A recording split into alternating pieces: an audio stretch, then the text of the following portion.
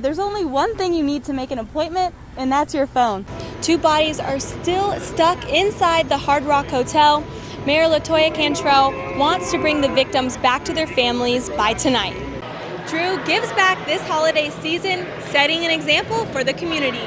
Students put down their textbooks to enjoy some jazz music and some beignets.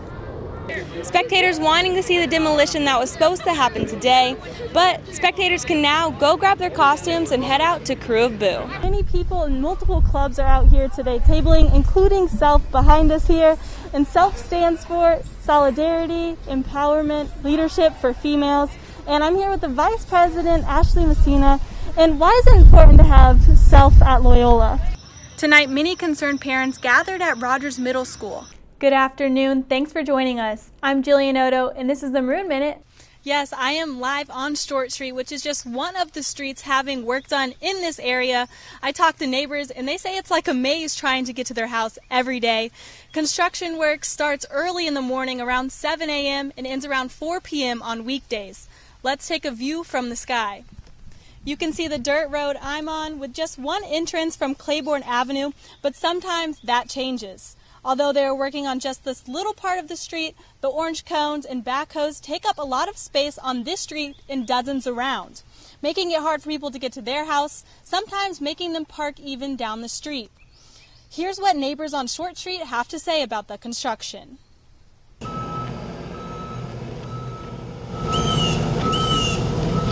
It's just really annoying. It's very inconvenient. Also, the house shakes. While mornings are typically quiet on Short Street, construction work has woken up these neighbors for the past 3 months.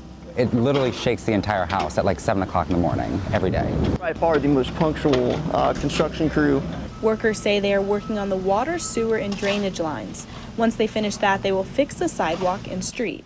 Cars can't really get down. Cars have gotten stuck. I got my car stuck.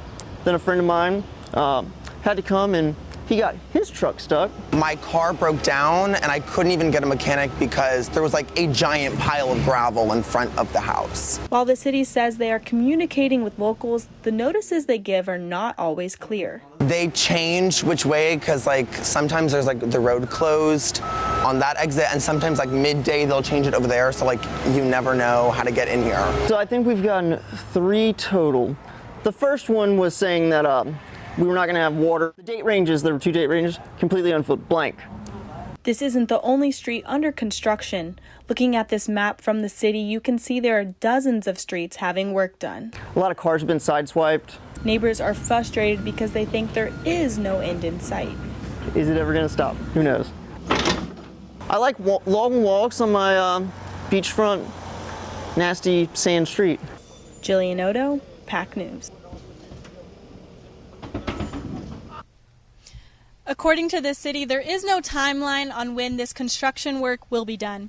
Reporting live. Yes, Deja, it is busy here in the St. Charles room, and it was busy before the event started here at noon. There was a line outside the door, and it wrapped all the way going towards Subway. But it's taking a little bit longer because of COVID-19 protocols, standing 6 feet apart in line, temperatures being checked at the door, and the University Programming Board is only allowing 50 people in this room because of COVID.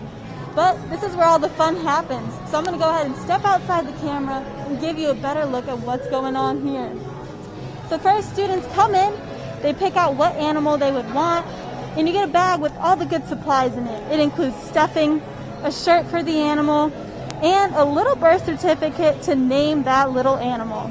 There are 7 different stuffed animals to choose from, and as you can see, they're only allowing 2 students per table. The event is going on in the St. Charles room until 2:30 today.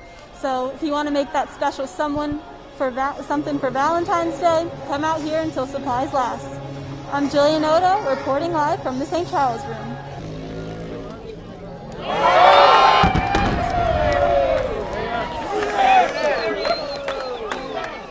We know that we are safer now than we have been in the past 8 days. After over a week, the 2 cranes that put downtown New Orleans in danger finally came down, and officials say, I do not think it could have gone much better. 2 bodies are still stuck inside the Hard Rock Hotel. Mayor LaToya Cantrell wants to bring the victims back to their families by tonight. Recovery. That's what it's about right now, recovering our people who are still in that building. The recovery will be successful. Yeah. We'll get to them. Officials said they are still checking for damages. As of now, the demolition broke 3 windows at Sanger Theater, and there was damage to a sewer line. The city did expand the evacuation zone for the demolition, but that didn't stop the locals and visitors from watching. So yeah, pretty crazy. It's really a tragedy that happened, but kind of one of those things like once in a lifetime that you'll see here as well. So. Well, it happened pretty abruptly, and I'm glad I was out here, but before you know it, it was over. While search and recovery crews start to look for the victims, after they are found, the next mission will be demolition of the whole building. Jillian Oddo, PAC News. When carnival season comes around each year, traditions run the show. This year, New Orleanians are making new traditions, one being house floats. This is going to end up being a tradition. Local New Orleans artist Patricia Lowe usually doesn't create much Mardi Gras art, but she is thankful this chance came to her. We really have the opportunity to do it. So when that opportunity arose, you just gotta snatch it. For Lowe, it all started when she wanted to decorate her own house. She bought some flowers, then made her own, which led to...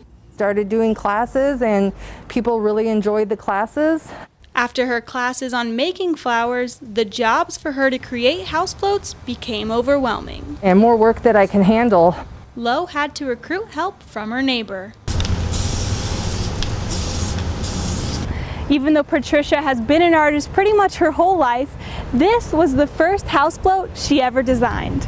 And she came back within 10 minutes, 20 minutes of this piece right here and this piece right here drawn out in a sketch, and it was perfect. She was my first client for the season. It was a lot of work. The best part of house floats is getting to see the unique designs all around New Orleans. I'm in love with this. So much fun to go up and down St. Charles and go down little side streets and just come across something unexpectedly. And for the artist, it reminds them, you're really good at what you do. For Wolfpack News, I'm Jillian Oddo.